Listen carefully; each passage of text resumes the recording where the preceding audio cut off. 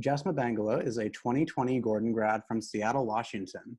As a communication arts major and a theater arts and English double minor, Jess was involved in several creative circles at Gordon, such as Exit 17 Live, Golden Goose, theater productions, Judd Talks, Symposium. She has also competed in local, national, and international film festivals during her time at Gordon.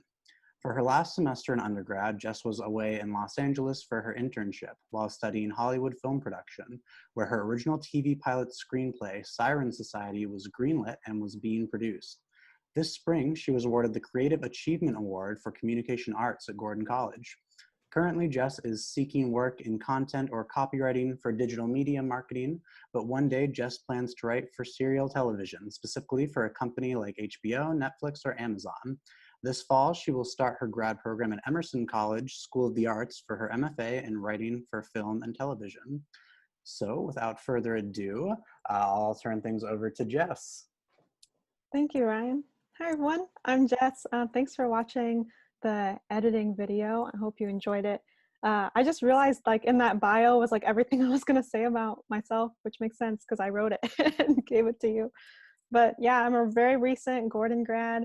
So being a comm arts major, I was just involved in a lot of different art things, I guess. I started out comm, and then at the very end of my undergrad career, I decided to pick up theater, which I'm so happy for. But all of my studies just have to do with like being creative, writing, storytelling. So that's what I'm really passionate about. And yeah, right now, looking for work, which is already hard as it is being like a new undergrad trying to get jobs. But I think with the pandemic, it's added another extra layer of difficulty to it. So yeah, still kind of looking for work right now, but yeah. Nice. Well, I've worked with Jess multiple times when we were both students at Gordon, so I can attest that she's a very creative person, great to work with, very organized. And so to get the ball rolling here, Jess, would you want to talk a little bit about how you first got into filmmaking and video production and what sort of has led you down this path? Yeah, sure. I think the interest started when I was just really young. My brother had gotten a camera for Christmas when I think he was probably like 12 and I was maybe 9-ish, called the Digital Blue. And it was like the first handheld camera for like children where you could like buy it at Toys R Us and they could film like dumb videos on it. And so when he would go out and film things, I think it kind of started with like doing our own news show where he would film and I would be like the news anchor in the rain. The first thing that we had filmed was that a tree had fallen on a house in our neighborhood, and then we were going to be reporters and go out and like report on it. And so like this was my like first time like doing anything with the camera, and I was just like excited that he wanted me to like play with him. So like we brought the Digital Blue outside and like filmed it, and then like when we watched it, it was just like so exciting.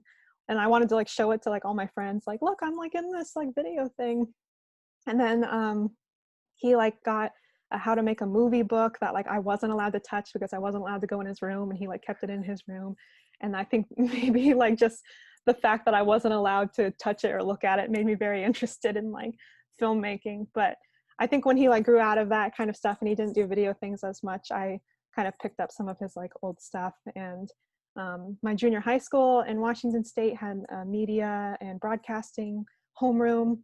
It was kind of like our elective class for like the last 50 minutes of school. And so I started doing a lot of film production stuff in that homeroom, where I think like every other Friday we would broadcast live and we would make our own like news stories about what was going on the school, or like cover a field trip or something like that. And we had like a head desk and a sports desk and talk about how our basketball team was doing. And so I think that's what started kicking off my interest in just like making my own projects. I think I had written like a comedy, Haunted Hallways movie where like everyone in our homeroom like filmed it about like our junior high school being haunted, and then we like showed it on Halloween and like people liked it. And so I just kind of started writing funny sketch comedy things to show. And then I moved to Virginia for high school, and then started helping with our morning announcements and doing like fun videos and making them like creative. And then of course, like coming to Gordon and being able to be a comm major, I could like actually have the resources to start like filming films for like the first time, and writing a lot of short films, getting like classmates or friends together to make them happen. In your intro classes for the comm department, you make a lot of like short film kind of things. Even in like your visual storytelling class, you'll be prompted with like exercises. And I think just like the will to want to um, get better every time I would make something, you know, you show it to the class and you like wait to see what people think, and then you get your feedback, and then like you just want to make like something else good. I think that ball was finally like allowed to roll once I got to college and I could start dreaming big and like doing things to make them happen. So yeah, and then now I'm trying to enter my work into outside film festivals, or try to get more practice doing work for like organizations and nonprofit companies to help make like promotional content. That's kind of mainly what I've been doing now with it. But like the idea is that I want to write something really cool one day, like for TV. So yeah. Nice. I look forward to hopefully watching something on TV by you one Maybe. day. It'd be great. Yeah, so speaking sort of television anyways, do you want to talk a little bit about your semester in LA and what you Yeah. did sort of earlier this year and how that all went? Yeah, totally. I saved my LA semester for the very last semester for undergrad. So that was this past spring. And I think for the first time, I got to learn really in depth about film uh, and how it looks like in the Hollywood industry. So not just like production and tech classes, like this was like how to be successful in Hollywood as a filmmaker. And so some of the classes I took there was our Hollywood production, like intensive workshop, and then I was in a screenwriting class which I loved, um, and so I finished like my first feature film script, which was like 80 pages, which is still pretty short, but it felt really good to finish. And it was a musical, so there's like songs in it, so it's going to be like an hour and a half in total read time. That was like, yeah, that was a big accomplishment, because I think like finishing your first feature is like a big deal, even if it's like crap, which I'm pretty sure mine is. But um, having that semester challenged me to do crazy things like that. I'm just so glad that like Gordon has that semester away for us to just be in Hollywood and learn from like all of our professors are in the Hollywood industry, are like producers themselves and writers themselves. And so it was a great time to be just connected to people who are in the industry that can like influence you and help you. Um, and then I also, while I was there, through another connection I had, I got to work at the SAG Awards and the Oscars and be like behind the scenes during those award nights. And couldn't do that if I was like still in Wenham. So it was just all around, it was a great opportunity. Very sad that I got cut short because of the pandemic, but I think even the time I was there was, but yeah. Nice. And then did you want to talk a little bit about this video that you specifically made for tonight and just sort of what it was like putting it together? Because I'll say that I feel like it was very high quality. I feel like when you first told me you were going to do a tutorial, I was like, oh, it's probably just going to be like all Yeah. a screen grab and sort of hard to follow. But I think it was very well made, very easy to follow along. I think it looked really great. Do you want to talk just a little bit about the process Yeah. making that, and if you plan on doing anything sort of like this tutorial teaching style in the future? Yeah, totally. Well, thanks. I really appreciate that. I think when you first reached out to me, I was gonna do something like simple. I emailed you and I was like, hey, it's gonna be like a 5 minute, 10 minute thing. But then we filmed for like 2 hours, and then I had all of this footage and I was like, how the heck am I gonna condense this down? And then it just ended up being a more like in-depth intro video. And I'm glad for it too, because I think if you're really someone who's just brand new to editing, there's not like a ton of in-depth videos about specific programs. So like specific for Adobe, there's kind of like learn Adobe in 10 minutes or something like that. But I don't think they take the time to kind of like stop and tell you what exactly, like what are the terminology that they're using and like what the layout actually does. So I remember like trying to learn a new like sound editing software, and I just couldn't find any video that like talk to me as if I was like a 5-year-old, because that's what I kind of need sometimes. And so as I was like filming this, I noticed that I was like really explaining things from like if you just have no idea what Adobe is. And so it ended up being like a lot longer, but I think it's helpful.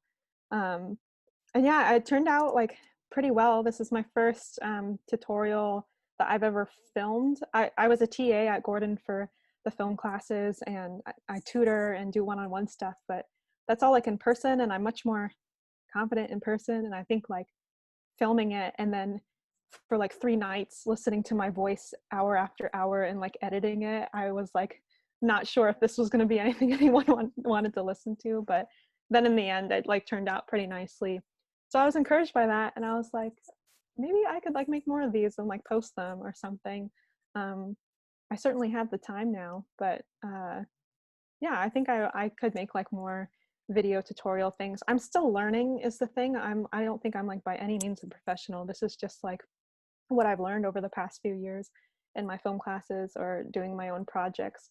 So I think like as I'm learning more and become a little bit more confident, like I feel pretty confident in editing now, but like even last year, I don't think I would be like ready to make one of these videos. But I think like as I'm learning, I might like make some more videos, at least to show like what I'm learning too. Yeah. Yeah, honestly, one of my biggest takeaways from the video was to not save files as final version, because I do that all the time. I'll say like Yeah. final two, final draft, That's like and the it's never the biggest final like one. joke. I saw these there were like these enamel pins that I saw on Instagram for like it was like a film. I think like Instagram knows all of my interests. It's kind of creepy. And so I get like these targeted sponsors on my newsfeed. But one of them was for pins that were the icons of saved project files, each with like different titles like that. Like final project, final for real. And like I was like, oh my gosh, that's hilarious, because that's what I do all the time. And I felt like very personally attacked when I saw that ad, but I was like, yeah, that's what I do. And it was actually another Gordon student, Adam Vigneault, who he was like helping me edit something and saw me save something as final version. And he was like, stop. He was like, don't do that, say version 1. And I was like, why? It doesn't matter. And he's like, no, you don't know if you're going to have to like come back and edit it. And especially if you're doing freelance work, like work for other people, like probably in your contract, it says like how many different versions you have to make for them. And so when you send that first version back, they're going to be like, oh, I don't like the way like my hair looks in this. Can you use like another clip? And then you'll have to make like a version 2 by just changing like that little thing. So that was definitely like, that was something that needed to be like taught to me too. Cause I was like, I didn't think it was like that big of a deal. But then when you're trying to like look for your actual final version, it gets like very confusing. Yeah. Nice. All right, well, I'll open it up. Does anybody else have any other questions here? I've been talking for a bit. Feel free to throw something in the chat if you want, or just throw up a I have hand. one. Or yeah, go for it. Well, I was thinking, because one, it was a really, really great video, but broadly speaking, like as filmmakers, what do you think about like Steven Soderbergh is like a pretty mainstream director, but he still edits a lot of his own movies. He's still the cinematographer, a lot of his own movies. And I know you've talked to me before about like having an extra, like your boyfriend, Nate, who's also a filmmaker, and how, you know, him being behind the camera, like the creative leeway that gives you. What do you think about like, when it comes to editing specifically, is that something where you like to have more control over it? Or is that something where sometimes you're like, man, I wish I could kind of hand this task off to someone else, which is something that comes with having a bigger budget or just a larger team or bigger films or whatever? Or is that something that is one of the aspects of filmmaking that you look forward to more and like to have a lot more control over? Yeah, that's a great question. For Object in Motion, I think because I felt very personally attached to this story, like it's personal to me. It's something that like I had been thinking about for a couple of years before we actually filmed it. I edited most of it, not all of it, but I wanted to edit it, or I would like have whoever your editor is. Mine like happened to be Nate, who was also my DP. We had so many sessions talking about what I wanted it to look like, because he edited a lot of it too. But like I wanted to have like a say just like look wise, because I think for a long time I had an idea of what I wanted like in my mind for Object in Motion look like, and maybe like a little too much was trying to like coach him through the kind of way I wanted to edit it. But like that's just like not always the case. Like sometimes when you write or even direct something, you give it away to like your post-production team, and it's a little bit hard to like let your baby go. Like we had to do that a lot in LA. But other than like object in motion, because I think that was like a special case, I think I do prefer to have somebody else edit my work. I would like to like know them and trust that they're going to do a good job. Like I wouldn't just hire somebody like random to edit my stuff. And then I also think it kind of depends what I'm having them edit. So like because this was a drama and it was like kind of like a memoir genre, I wanted more of a say on it. But like if I think like, you know, YouTubers almost always have like other people edit their videos, just because of like the genre. It can be like edited by basically anyone who gets like the genre of YouTube. So and when we did our like 24-hour film festival a couple years ago, we had somebody else like edit that for us. Kind of depends, I guess. In that case, it was like how much time we had, because we had been up for like a day, and then while we slept, the editors like were up for another day. So yeah, I think if it's more personal to me, I usually like to edit my own work. But for bigger projects, there's probably going to be someone else that just edits. In LA, like all I was production designer for this big show that we were working on, and like the writers and directors and DPs would have their week of where they worked really hard, and then the next week we handed like everything off to like post-production and just hoped it looks like what we had in mind. But I think like as long as the vision's clear and they're not going to like edit it completely different than even like the style of the video, I think it's okay to hand it off to other people, because more often in Hollywood, that's what's going to happen. Yeah. I like your profile photo. Yeah, everyone at my work, we use like cartoon characters for our profiles. Oh so my gosh, that's good. I'm Stitch. Nice. Nice. Any other questions? I can jump in with another one if you want. I had a question, Yeah, actually, because Jess, I learned a ton by watching your video. Someone who's not a filmmaker, but I learned a lot. So this is a really basic question. But how would you estimate, so if you were the one doing everything, so like if you were doing your own editing, like what percentage of time, so take object of motion, like how much time is committed to the editing part of making a film versus like the actual shooting, even script development, like all of the pieces that go into making that final product? Is editing a huge chunk of the work overall, percentage-wise? Yeah, I think that also depends what you're filming. So using just object in motion's case, editing was like most of it. I think like holding the idea lasted a while, but like from when I started writing to when we were filming, it was within a month. I think we had finished a script, we got like a crew together and filmed, and then we filmed over the course of like one weekend in January a couple years ago. We ended up refilming because we changed the end of the film, so we refilmed again this year, but it was really only the span of like a few days, like full commitment days from like morning to night. But then editing took like weeks because there's so much to go through. Like I guess it like also depends what you're filming. We only had one camera, so that helped a lot. Is like we weren't like going back and forth between our coverage. Like we would just film like one thing and then film it again from another angle. So that made it kind of nice, because all of our files were only coming from one card. But then we did film separate sound, and I think going through the sound alone, because we didn't have it synced up, and so we had to like manually sync up all of our sound together, which was just like not smart on my part. I think like, I don't know why we filmed it like separately, and it was just like hard to like sync it together. And so that took most of the time before we could even start like actually editing. And then because somebody else was editing it for me later on, like we did so many times where like he would edit and then I would like check in to see if it was good, give my notes, he would edit again. And then that version showed like January of 2018, and then January of 2019, and then this past January we like edited a completely new cut of it. So I think like editing can take like a long time. I think too, I just like for this film I had a very specific look of how I wanted it to be. So, but I think like the reason why filming didn't take nearly as long as like maybe another short film is because we filmed with all of our own resources, and sites that were like very close to Gordon.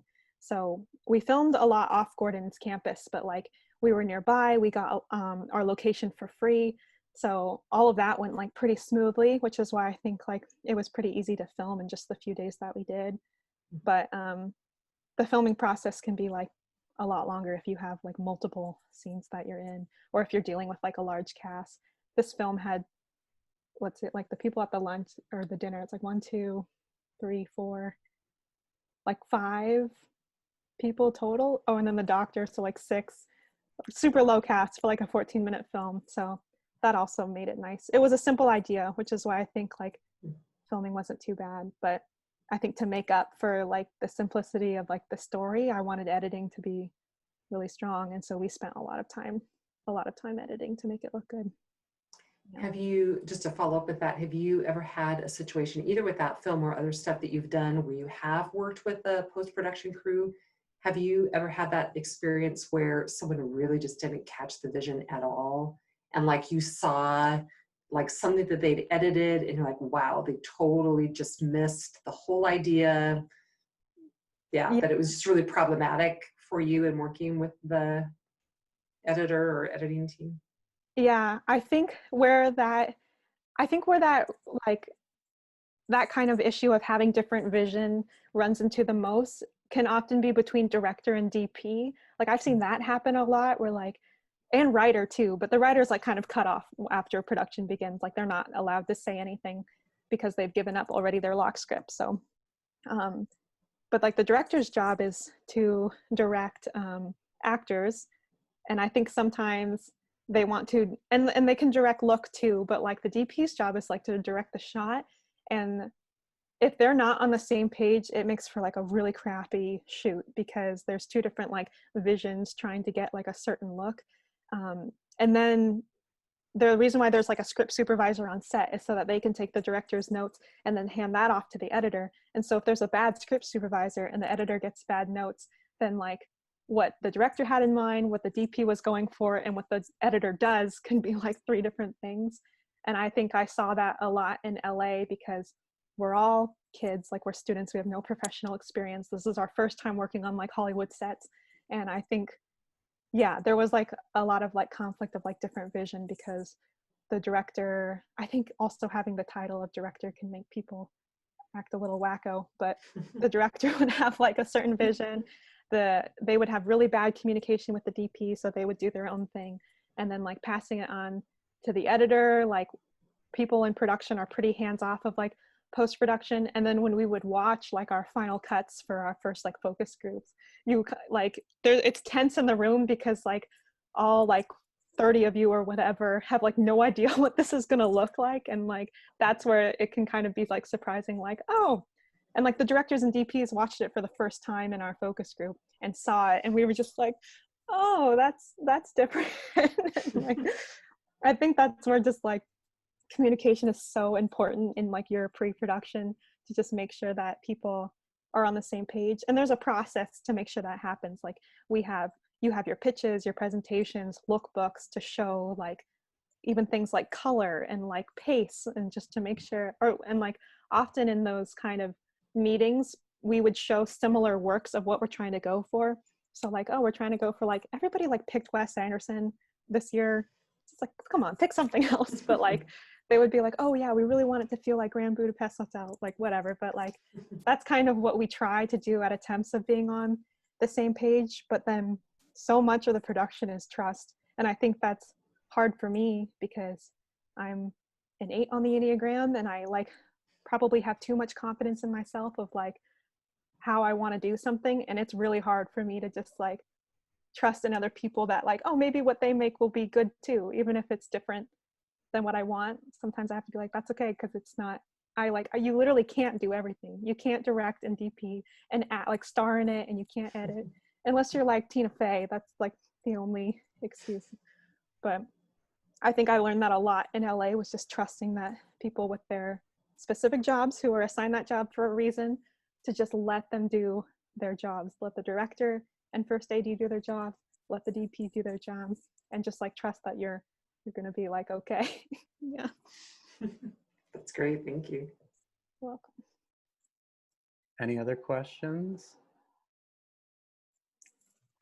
Yeah, I have a question. Yeah, go for it. So, yeah, I'm now majoring in theater arts, but it's also really interested in like film or film acting.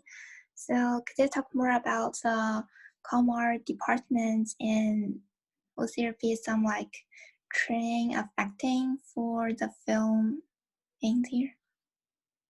Yeah, I think like the comm department and theater department is a perfect match. I should have majored in theater. I kind of joined it too late, but I'm glad that you're in theater and you're interested in like comm arts, because I mean comm arts goes great with many of our studies, but theater and comm arts great.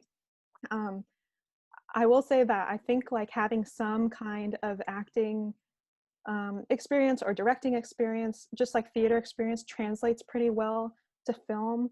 I would say especially if you were like interested in like directing film or like filmmaking, because even though I'm not an actor, I've taken acting classes and I've been in like plays, and just having that like knowledge of what it's like to work with other creatives in like a performing setting has helped a lot when I'm directing film, because I don't think I had added my theater minor yet when I directed Abigail and Carl in Object in Motion.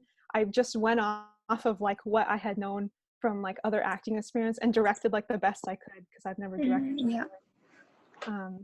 But yeah, if you're interested in like doing more film acting, I mean, stay in your theater major. Did you say you were a comm major too, or you were just interested in it?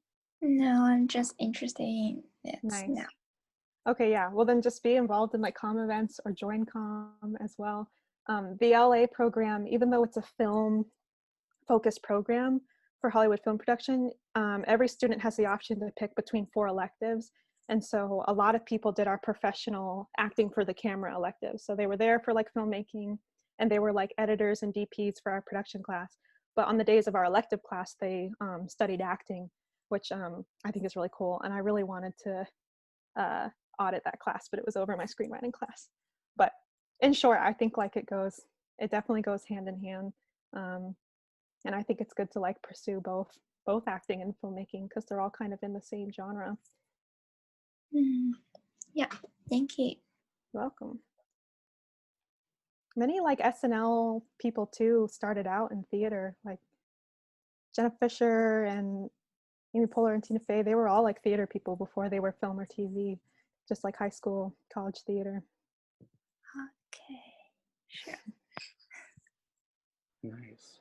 Well, I have another question that I can ask to sort of tie everything into our theme for the festival.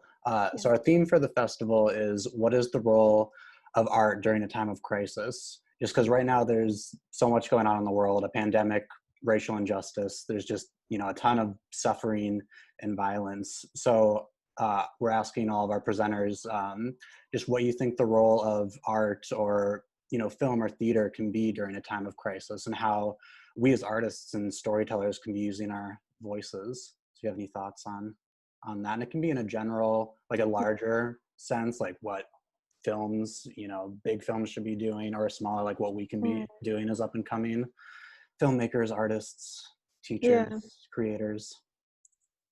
Yeah, I think this will probably be more of like a general answer. I think it has a big role. I've been trying to like figure out how to phrase it, but I guess kind of just like preparing our minds for action. Like that's biblical, like being in a place where we can like process emotional things before we act. Because I think like, especially in times of like Black Lives Matter recently, the events that have happened have like wanted people to act, I guess. And I think what art does is kind of provide a space for us to just like process first. I mean, the storytelling has to come first before we like act on something. I think like hearing these stories of suffering or crisis like enable us to connect with our communities and with the world, bring light to things that people didn't know about, connect us with those other humans, and then evoke action. And so I think like, God wants us to be doers, not just listeners and seers, but it's not that like listeners and seers are not important. I think that step just comes first. Art enables us to see and listen, and from what we take from the art, we can respond. And I just remember, like, I think even now I really do struggle with, like, am I supposed to be someone that just films things and, you know, eventually will hopefully will make money for it? And I think I had a guilt that I'm not someone who's just like actively fighting like on the battlegrounds against injustice. But I've like, you know, like with talking with people and asking about what other people do who are like in this industry, that like storytelling and art and creating these like beautiful and heartbreaking things is so important. It's so important to like um, these like kick off these like actions that do change the world. And that if you're like somebody who has like a story to tell or wants to create like a film that's gonna touch like many people's lives, like do it. Like that's just as important as like marching in a parade. Do both of them if you can. But I think I've been trying to like let myself know that like it's okay to like be a filmmaker in times of crisis, because they're just like so needed to like share other people's stories. So, and that, I mean, like that question is still something too I'm trying to like figure out as I'm going into this career, like the role of art in crisis. Yeah, like if we're supposed to be kingdom working people, what's my role in life? Like what am I supposed to be doing like with my art? And so I think that's what I've been like thinking about, like making things that like provoke change, bring about change. Yeah. Yeah, that's great. Thanks. Yeah. I cleared off my bed. Oh, nice. It's so messy. All right, well, any other questions for Jess while we have her?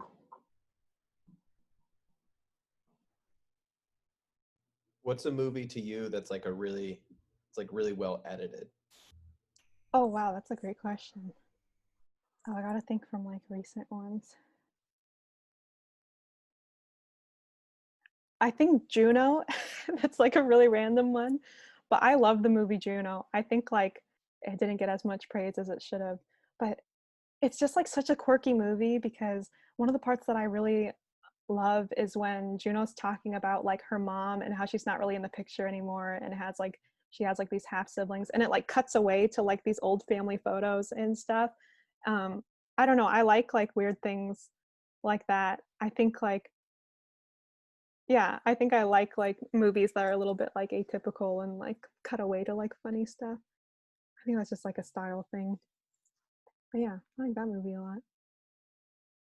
I remember I really liked oh my gosh, I forgot the name. What's the name about the Big Short? Is that what it's called? Yeah, The Big Yeah. Short. That movie was edited so wildly. Like Yeah. it would be cut into different scenes, not even mid sentence, but like mid word. And I think, you know, editing is is very intentional and very stylistic. And I think because that movie was taking place in the recession in like 2008, and there's a lot of like uneasiness and a lot is happening in the world like at that time, there's kind of just like a panicky like kind of thing.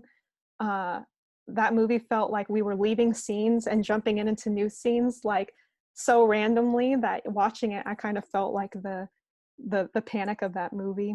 So yeah, yeah, it's interesting to see like how different films are edited purposely, or how films are made to look like it's not edited at all and really like elongated, like Birdman or 1917. Yeah. Good examples. Thanks. I used to want to be an editor until I realized I just like don't have the patience. I think after Object in Motion, I was like, I'm done forever. Yeah, it's definitely a tiring and Yeah. strenuous thing, Yeah. and underappreciated by a long shot. It is like they are real artists. It's very underappreciated. I Yeah. was listening to an interview with J.J. Abrams editors, who are these two women, and they were sharing all these anecdotes pretty casually just about how like, and one of them was like an editor. She was saying like how underappreciated it is, and like Thelma Schumacher, who's like Martin Scorsese's editor for like 50 years or whatever now, like amazing, brilliant woman, never gets any appreciation But she was saying, like, she shared this anecdote, and she was like, I won't say what movie it was, but like she had a friend, and she was like, this is very typical for how it works for editors. And she was like, they were watching something and they knew the tone or the pacing wasn't right. And he said, you know, what would work is if we could get a scene where this happened. And the director was like, oh, that's brilliant. Like that, we're going to get that in the reshoots. Absolutely. He gets on the phone and he calls the producer and says, hey, so-and-so just figured it out. We just need to get this scene in. Can we get like approval for that money? And they were like, yeah. And so he goes, sweet. And then he calls the like studio exec or the higher up person, and he says, hey, I just came up with this great idea for this scene. And so it's just like immediately gets passed over the editor and then goes to the director instead. But I think that relationship is like way more crucial than people realize. Yeah, no, that's rough. That's why I just like really enjoy script supervising work, because you get to like take all the notes behind like how the film is going to be stitched together, but you don't have to do it. So you don't have the pressure of like having to make it look good. You just hand them off to someone else. But yeah. Nice. Well, we can start to wrap up here. I don't want to keep everyone too long. But Jess, do you have any just final words you want to say, or any upcoming projects that we should know about, or just anything else you want to tell us about? That's a good question. Upcoming projects. Most of my projects are just like in the writing stage right now. I've been writing a lot since I've been in quarantine, so I don't know if those will like turn into anything. I did have I connected with a producer from LA who knew one of my professors from school from the LA course, and like wants to see more of my writing, which like now of course I feel like I need to write like the most perfect thing I've ever written in my life.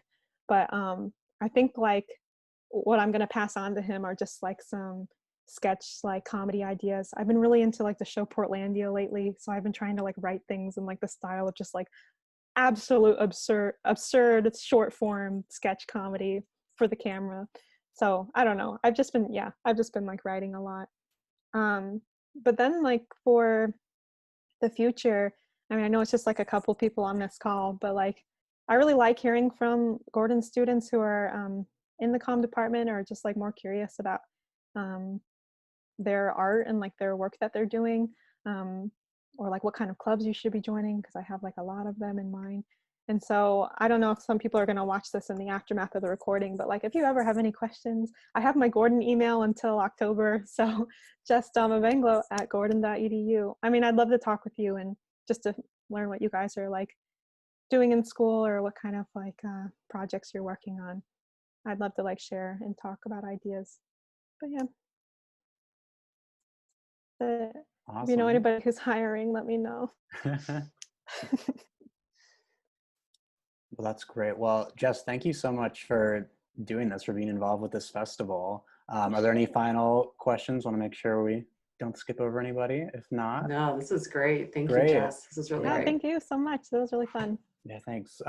Thank you so much. Yeah, it's been great. We've been thrilled. We had Jacob's presentation last week. That went really well. This went really well. And so then we're taking next week off for the 4th of July weekend, but then we'll be back on the 8th. I'll be doing that presentation on marketing. And then Joe is actually doing, is he still on the call? Yeah, Joe's actually doing a presentation in about a month. Joe, did you want to share anything real quickly just about what you're going to be presenting? Sure, yeah. I'm just going to be talking about documentaries and how I think that form has evolved and how it rests now, especially during like a time of a lot of social change, and especially with the prompt of the festival, I had to shift entirely what I was doing, but I still want to do something. So yeah, I'm eager to talk about it, and I'm got a few things to present and hopefully have a good discussion with everybody. Cool.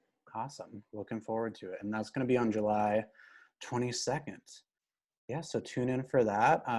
We have a bunch of all the presenter bios, descriptions, times, and links and everything. It's all at www.gordon.edu/fineartsfest for everyone who's here now. And if you're watching this later on the website, that's where you should go to find this stuff.